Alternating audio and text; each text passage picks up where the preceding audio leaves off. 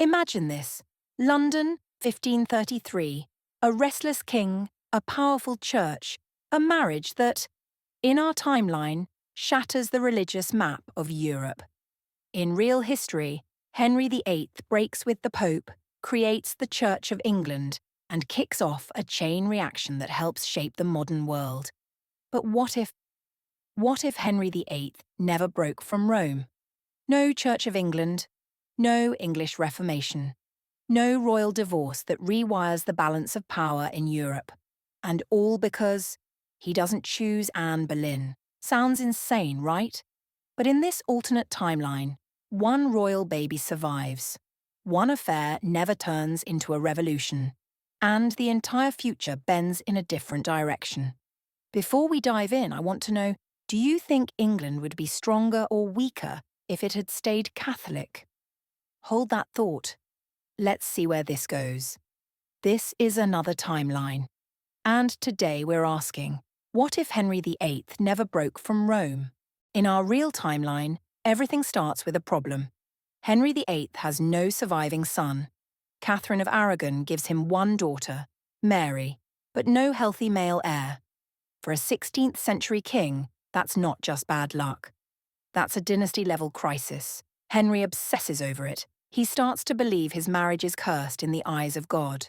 Enter Anne Boleyn, clever, charming, politically connected, and not interested in being just another mistress.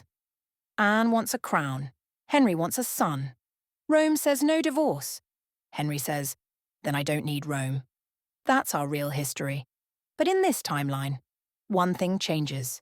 In 1526, Catherine of Aragon gives birth to a healthy son, and he survives. Suddenly, Henry has what he wants most: a living Tudor prince, a secure line of succession, a future king, Henry IX, waiting in the nursery. No succession panic, no theological meltdown, no desperate need to rewrite the laws of heaven just to get a different wife. Anne Boleyn still exists, of course. She's still sharp, still educated, still magnetic at court. But she's never the centre of a storm. Maybe she's a powerful mistress.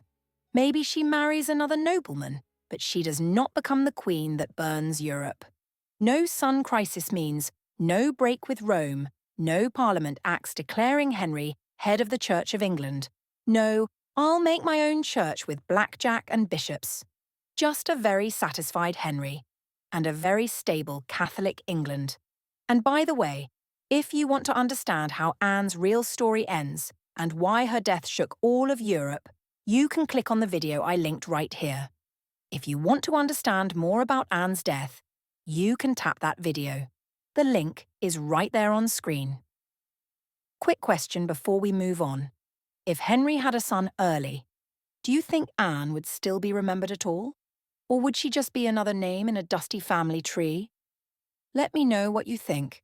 The Queen's progress will be magnificent this year. I quite agree. The preparations are splendid. So what does a loyal to Rome England actually look like? In our new timeline, Henry keeps his title, Defender of the Faith, and means it. The Pope remains the ultimate spiritual authority over England.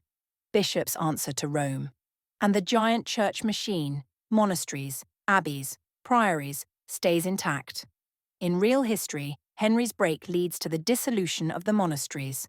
Monasteries are shut down, lands seized, art and relics destroyed, and vast church wealth flows into the crown and the nobility. Here, none of that happens. The monasteries remain some of the biggest landowners in the country. They still run schools, hospitals, and poor relief.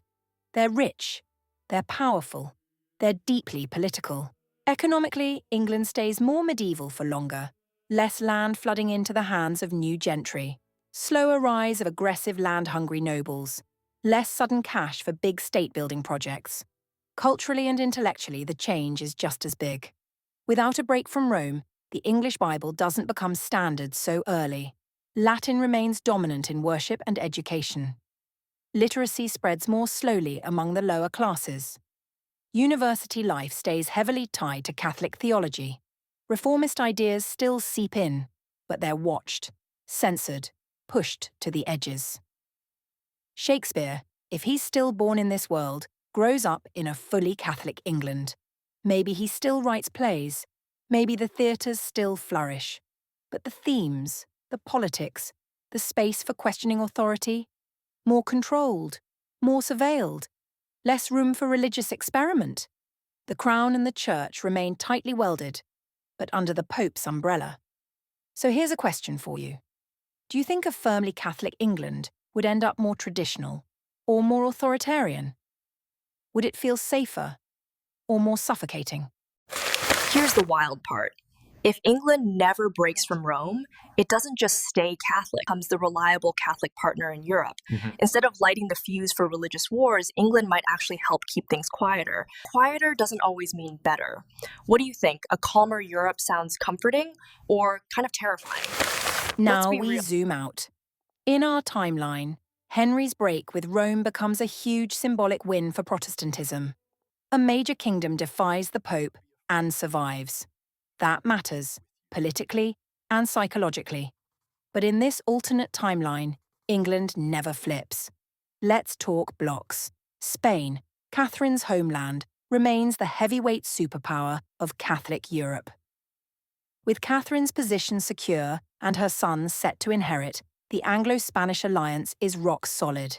England and Spain become a Catholic power couple. A kind of 16th century super alliance. France, suddenly squeezed between a powerful Catholic Spain to the south and another Catholic heavyweight across the Channel. The Holy Roman Empire, even more nervous. Because now when Protestant princes rebel against the emperor, they're not just facing him and Spain. They're facing a Catholic triangle, Spain, the Empire, and England. What happens to the Protestant Reformation? Martin Luther still posts his theses in 1517. Ideas still spread. Princes still smell an opportunity to grab church land and weaken the emperor. But without England as a sympathetic power, without a major island fortress that can't be invaded easily, the reformers are much more exposed. German Protestant states face harsher pressure. Scandinavian kingdoms might never fully commit to Protestantism, or shift back under combined Catholic pressure. The Dutch, without English backing, find it harder to resist Spain. The Dutch revolt? Maybe it still happens. But with Catholic England on Spain's side, it's much harder for the Dutch to break free and become a Protestant maritime powerhouse. The big one, the wars of religion. In our timeline, the 16th and 17th centuries are soaked in Catholic-Protestant conflict. France's wars of religion, the Dutch revolt, the 30 Years' War. In this timeline, there might still be wars. This is Europe, after all. But the map looks different. Protestants are fewer, more scattered, easier to crush. The 30 Years' War might never erupt in the same way, or it might be a much shorter, more one-sided conflict. Religious pluralism has a much harder time surviving. And thinkers like Calvin, later radicals, and even early seeds of religious tolerance, they're operating under far more danger: exiles, executions, suppression. So here's a big question. If Protestantism never becomes a major political force, does democracy still develop the way we know it? Or does Europe stay under mega-monarchies and Catholic empires for centuries longer? Honestly, if England had stayed Catholic, it might have ended up as Europe's moral policeman, defending order and orthodoxy across the continent, maybe fewer messy religious wars, but also fewer places for new ideas to breathe. What do you think? Is long-term stability worth losing that explosion of thought and freedom? All right, let's hit fast forward. In this alternate world, Henry VIII actually gets what he's always wanted: a healthy son. So instead of chaos, scandal, and 3 heirs fighting for control, England gets Henry IX. Mary is still a Catholic princess, but not a burned-by-trauma future queen. Anne Boleyn? A footnote. Elizabeth? Maybe born, maybe not, but definitely not the monarch who defines an era. No Edward VI reforming laws. No Mary I burning Protestants. No Elizabethan settlement balancing the kingdom. And here's the big one. No Elizabeth means no Golden Age, no Armada victory, no Drake, no global navy, no early empire. England becomes a stable but modest Catholic maritime kingdom, more like Portugal than a future superpower. Even culture shifts. Shakespeare still writes, sure, but under strict Catholic censorship, he's playing it safe. No massive theatre boom. No iconic age with her name on it.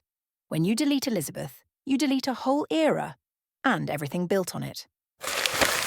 Let's be real, without Elizabeth I, half of what we call British history just disappears. Here's the choice. Would you rather live in an England that's Catholic, united, predictable, or one that's chaotic, dangerous, but ends up reshaping the world? Drop your pick in the comments. Curious which timeline you'd choose. Now zoom across the Atlantic. In the real timeline, England turns Protestant, and suddenly you've got Puritans sailing to the New World, founding colonies, and eventually building the United States. But in this timeline, England stays Catholic and comfortable. No religious refugees heading west, no Mayflower, no city upon a hill, no 13 colonies that share language, law, and identity. So who takes North America? Spain sweeps the south and west. France locks down Canada and the Mississippi. The Dutch try, but without Protestant England as a naval partner, they struggle to stay strong. North America becomes a giant Catholic map. Maybe a few tiny English trading posts, but nothing that becomes a superpower.